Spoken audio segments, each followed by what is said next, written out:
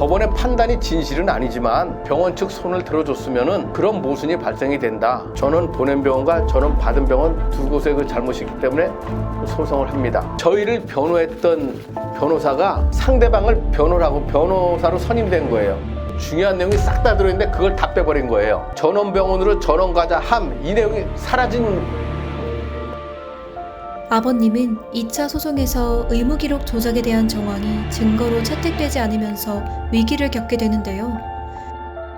하지만 보람의 병원 사건에 대한 판례를 보여주며 다시 한번 소송을 이어가기 시작합니다.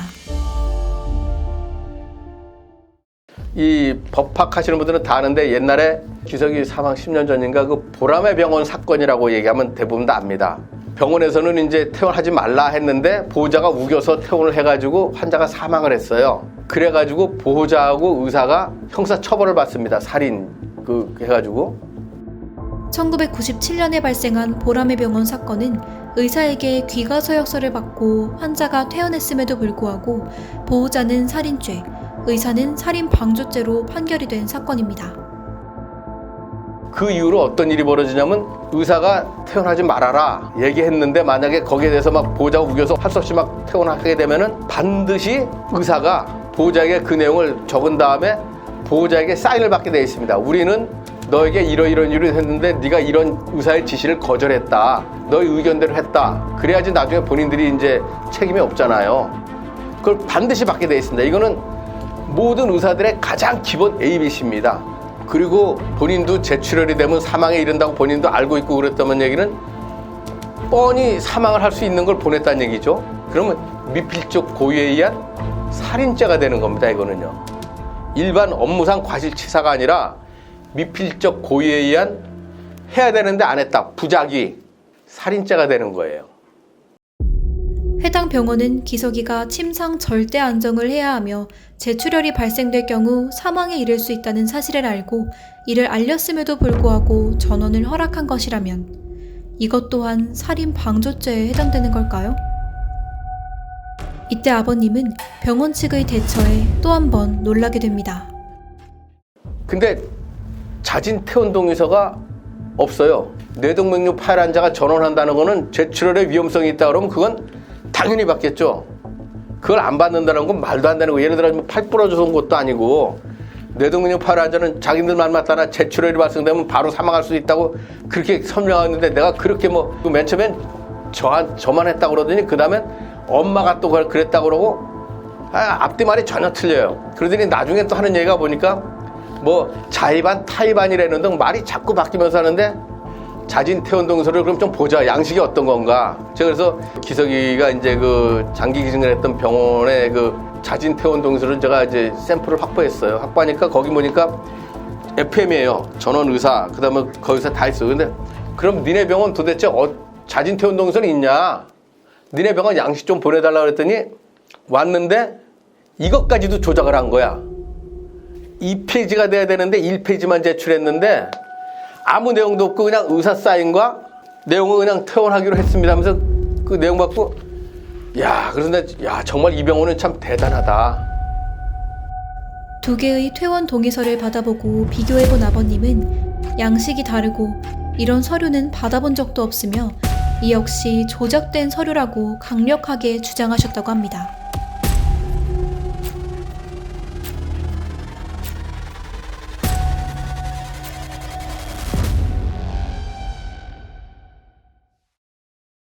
그리고 제가 이 병원이 왜 전문적인 의무기록을 조작했던 병원이라는 걸 알았냐면 그 의무기록을 조작한 간호사가 왜 조작을 했냐 물었더니 하는 얘기가 응급의료센터 평가를 받기 위해서 응급의료센터 평가를 잘 받아야지 지원금이 많이 나온답니다. 그래서 의무기록 평가할 때 자기네들이 그때 당시 의무기록에 잘못된 게 있으면 전부 다 꺼내가지고 전부 다 수정을 한답니다. 그때 수정을 한 거래요. 그럼 의무기록은 항상 진실이 기록이 돼 있어야 되는데 평가받을 때마다 그럼 의무기록 다 꺼내가지고 다 수정해야 되는 거예요? 그렇게 의무기록을 다 바꿔버렸더라고요. 간호사가 그 얘기를 하는 거예요. 3차 진료기관에서 참 이런 식으로 조작이 횡행한다는 거는 그런 조작 때문에 판결이 뒤집어진다는 거는 얼마나 많은 그 의료사고 피해자들이 피해를 보고 있을까 하는 이런 생각이 듭니다. 좋은 평가를 받기 위해 의무 기록을 마음대로 수정하는 행동이 과연 병원 측의 정당한 행동이었을까요? 이렇게 아버님은 알면 알수록 끝이 없는 수많은 의혹들과 증거들을 제출하며 소송을 이어가기 시작합니다. 전부 다 입증자료 다 내고 그 다음에 의무기록 조작된 거 다 찾고 각종 동의서 전부 다 확인하고 또 모든 자료를 입증자료를 80몇 가지를 냈어요. 전부 다 입증자료 논문까지. 또 2심에서 또 패소했어요. 이번에도 또 판결문이 또 웃겨요. 설명이 다소 부족한 감이 있으나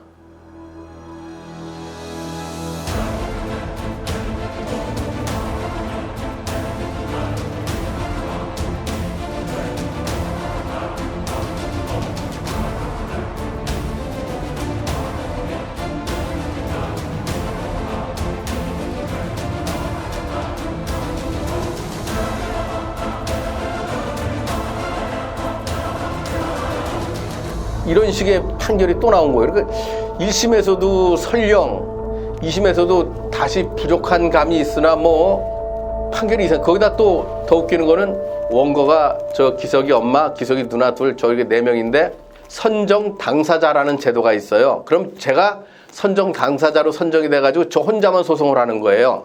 위임받은 게 제가 변호사인 거예요. 그러니까 판결문에 어떻게 되어 있냐면 소송 비용은 선정 당사자가 부담한다.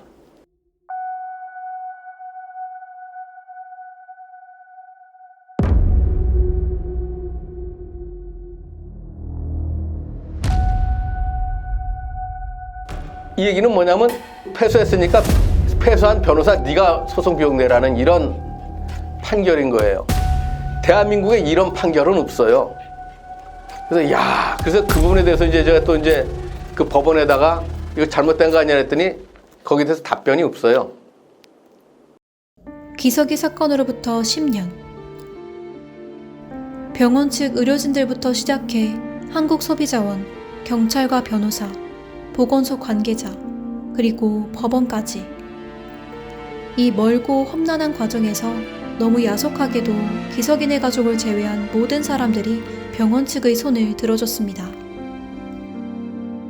제가 재판을 하면서 느낀 게 뭐냐면 법원은 한치 오차도 없이 모든 걸 판단하는 기관으로 알았는데 변호사는 돈 벌기 위한 변호사였고 경찰은 진실을 덮는 경찰이었고 병원은 의무기록 조작, 전부 다 거짓말로 일관하는 병원이었고 재판부는 사건에 대한 판단도 못하고 실수를 하는 그런 재판부였습니다. 이게 2차 소송에서 또 좋은 결과를 못 얻은 기석이 사건 재판 내용입니다. 그렇다는 건 기석이의 죽음은 정말 불가피했다는 의미일까요? 아니면 사건을 덮으려는 누군가의 치밀하고 잔혹한 계획이었던 걸까요? 과연 진실은 무엇일까요? 10년이 지난 지금 기석이 아버님의 외로운 싸움은 계속됩니다. 기석이가 억울함을 푸는 그날까지.